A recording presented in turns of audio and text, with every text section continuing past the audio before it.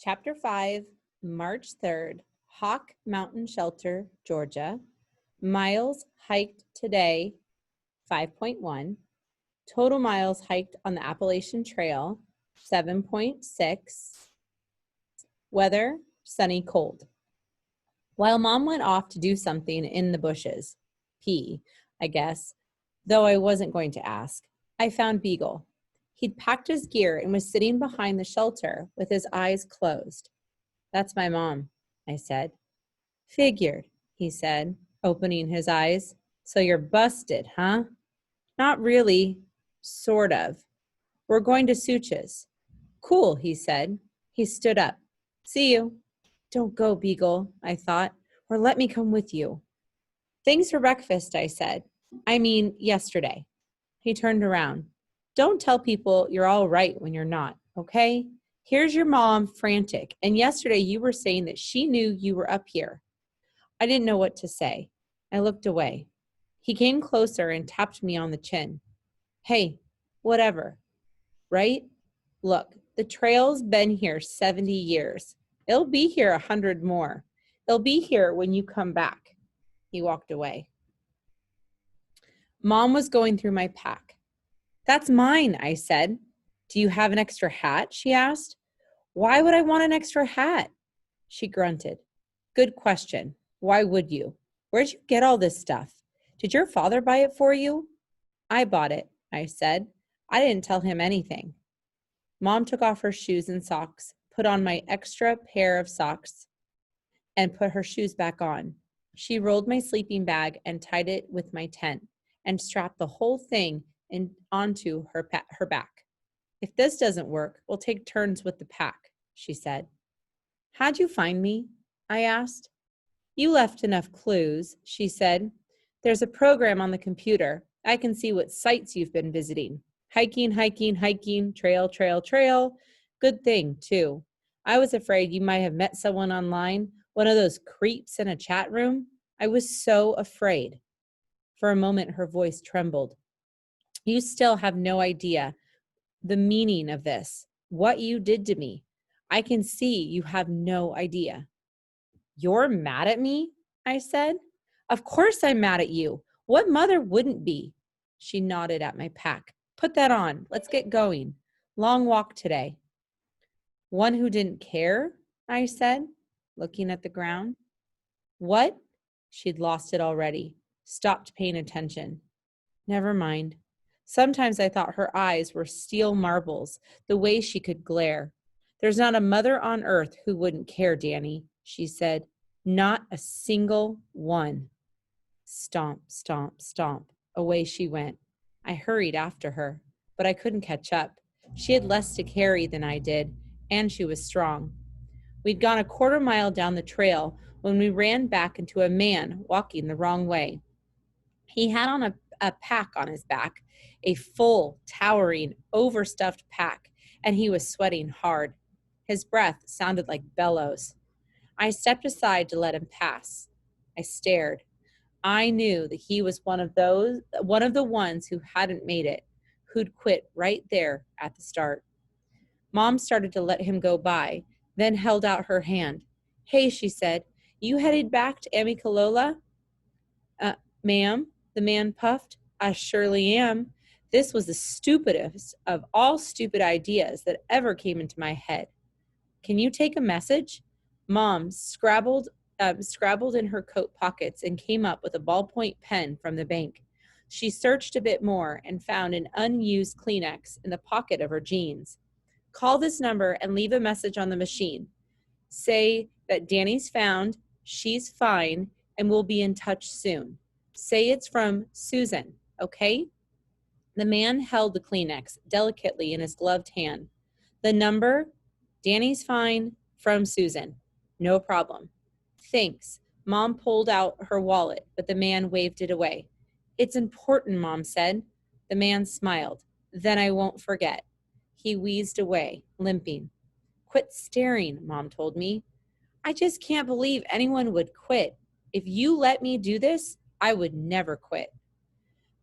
But even with Mom carrying part of the gear, it took us 3 hours to walk 5 miles. It was not a particularly difficult section, downhill a good part of the way, and then a long, slow climb over a mile or so. It was a good deal easier than the hike up Springer the day before. But now my muscles hurt, and I could feel a blister starting on one toe. My knees ached, and so did my shoulders. Mom walked slowly, too, limping a little after she twisted her ankle on a rock. I worried about her wearing blue jeans. The book said not to because of the risk of hypothermia. Once we walked past a sign that marked an old cemetery. I didn't look. I didn't want to see the graves. We ate raisins twice. By 11:30, I was starving. Any water anytime soon? Mom called out. She was behind me, hiking more slowly now. I stopped and turned. I've got some in my bottles. Mom caught up to me. If we hit a source soon, we can make something hot for lunch and have a good drink. How far do you want to go this afternoon? I took out my map. The hiking store at home sold beautiful topographic maps for every section of the trail, but they cost a pile of money. The full set was more than my pack and tent combined. I'd bought the ones for the first section only. After that, I hoped I could borrow some, or maybe learn that I didn't need them. Mom looked over my shoulder. We were almost to Hawk Mountain Shelter, which was near a stream. After that, it was 8 miles to the next shelter, Gooch Gap, and 4 more past that to the road that led to Suchas. Mom sighed. So we're tenting it tonight, huh? I doubt I can make it to Gooch Gap. I folded the map and stomped ahead. I knew I could make it to Gooch Gap.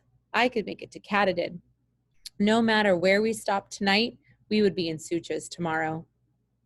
At Hawk Mountain Shelter, we ran into Vivi again. She was hunched down, watching the pot on her stove. A watched pot never boils, I said, then bit my tongue.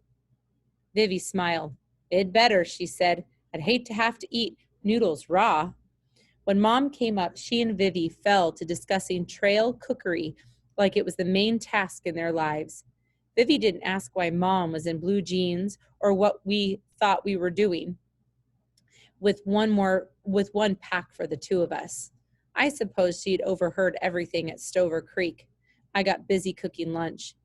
Mom broke away from Vivi. How much food do we have? I showed her my food bag. She nodded. Plenty. I said, we don't even have to eat. We're only going to be here until tomorrow. 3 hours ago, Mom said, you were pretty happy about being out here until tomorrow. Not happy, I said. I wasn't happy. Mom looked at me for a moment and then went back to Vivi, who was having trouble with her stove. I took off my boots. A left sock liner had bunched down by the toe, and that was causing what felt like a blister. I took both pairs of socks off. It wasn't a full blister yet, just a red spot on my skin. My right foot was okay.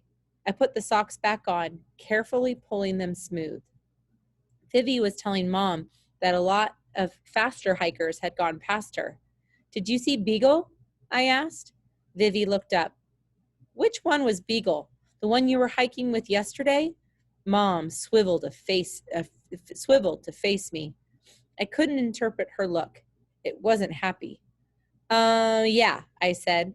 I wasn't actually with him. Didn't see him, Vivi said. He's not too old, is he? About your age? He's a lot older than me, I said. Mom looked ticked. After lunch, we rested for half an hour before we got going again. Vivi left us behind. What did you think of the hemlocks? Mom asked. What hemlocks? Hemlocks this morning? Those great big trees? Mom sighed. You do know what a hemlock is, don't you? Who is going to teach me that? I asked. Dad? You? Mom held up her hand. Okay, those big trees this morning right after the shelter, those were hemlocks. That's the biggest stand of virgin hemlocks outside of the Smoky Mountains Park. Oh, I said. Did you notice the big trees? Mom asked. Not really, I said. How about the log bridge? The cemetery? I noticed the cemetery, I said. We were both quiet for a moment. Then Mom asked, Who's Beagle? Somebody I met the first night.